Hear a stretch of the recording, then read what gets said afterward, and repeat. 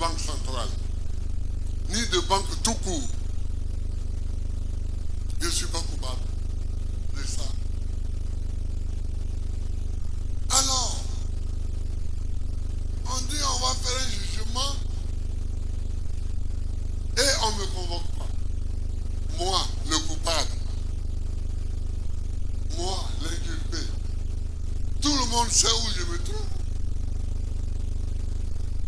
Je suis à la CPI, c'est eux-mêmes qui m'ont amené là-bas. En Grouman. Ils m'ont amené en Grouman. Ils m'ont pris à Korogo. Le Grouman est parti là-bas. À la CPI, ils m'ont déposé là-bas. Moi, je suis acquitté à la CPI. Je reviens ici. On dit oui, il y a eu un jugement en 2018 où tu as été condamné. Comment? Et pourquoi je n'ai pas été convoqué? Ah, on dit qu'on ne savait pas où tu étais. Qui ne savait pas où j'étais? Il y a des moments où il faut cesser de s'amuser. Parce qu'il y a des gens pour lesquels le mot d'ordre principal est il ne faut pas que Gbagbo soit candidat. J'avais voulu un moment économiser les batailles du parti pour autre chose. On fera les combats que vous aurez décidés. Ça veut dire qu'il faut se battre maintenant pour que mon nom soit sur la liste. Hier, le terroriste Alassane Dramane Ouattara, lorsque le président Gbagbo a battu Gueye Loubet, a appelé le RDR à faire une manifestation parce que son nom n'était pas sur la liste. Vous avez oublié ça? Mais ce même droit qu'ils ont eu pour faire manifester le RDR avec les patriotes ivoiriens pour faire partie de Gueye Loubet, c'est ce même droit que les militants du PPACI vont user pour que le nom du président Gbagbo vienne sur la liste. Et c'est ça qui est le débat. Comment il va être campagne, il va être candidat si lui-même, il n'a pas son nom sur la liste électorale?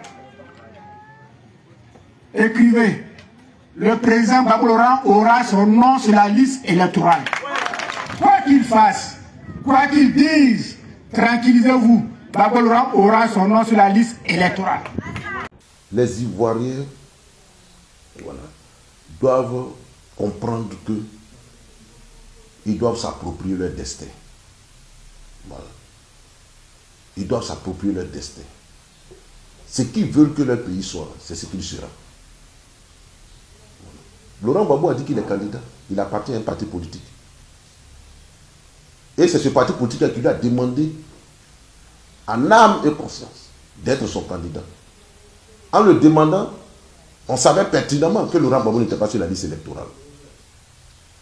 Donc ça veut dire que tout ce qui est à notre possibilité, à notre pouvoir, sur le plan démocratique, pour réintégrer Laurent Gbagbo sur la liste électorale, nous allons le faire.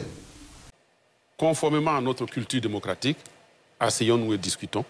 Nous allons demander au gouvernement, au pouvoir en place, qu'on reprenne le dialogue politique, que sereinement, entre fils du même pays, on discute pour que le nom du président Laurent Gbagbo soit réinscrit sur la liste électorale. D'accord. Par la discussion politique. D'accord. Et quand on regarde Marcoussi, quand on regarde Lomé 1, Lomé 2, à la fin on a dit, laissons les gens compétir et on va choisir.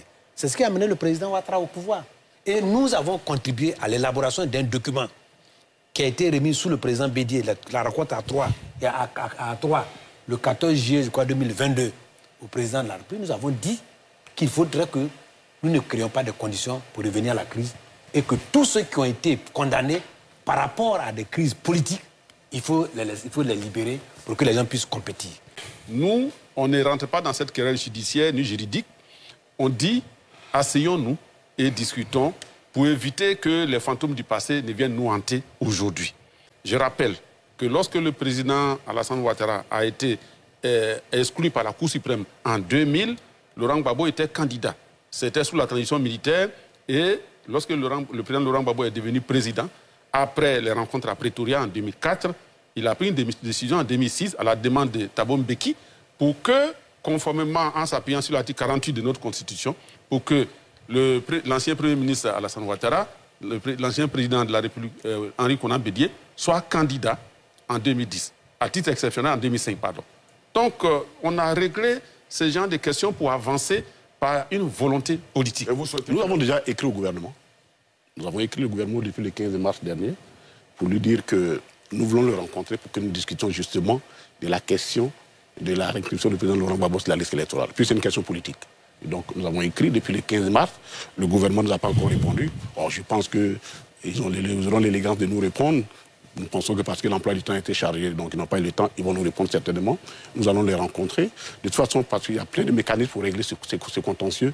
Et nous... Vous pensez à quoi, par exemple, quand vous dites qu'il y a plein de mécanismes? Nous allons leur parler. Je pense qu'ils vont comprendre. Ils vont comprendre parce que personne n'a intérêt à ce que dans ce contexte aujourd'hui difficile de la sous-région, personne n'a intérêt à ce que, effectivement, les gens puissent... Une question à M. Katina. Est-ce que le PPACI a un plan B au cas où la candidature de M. Laurent Gbagbo ne serait pas acceptée en 2025? Bon, alors je vous réponds tout de suite. Nous n'avons pas de plan B parce que nous ne voyons pas en quoi la candidature du président Laurent Gbagbo ne serait pas acceptée. C'est tout simple que ça.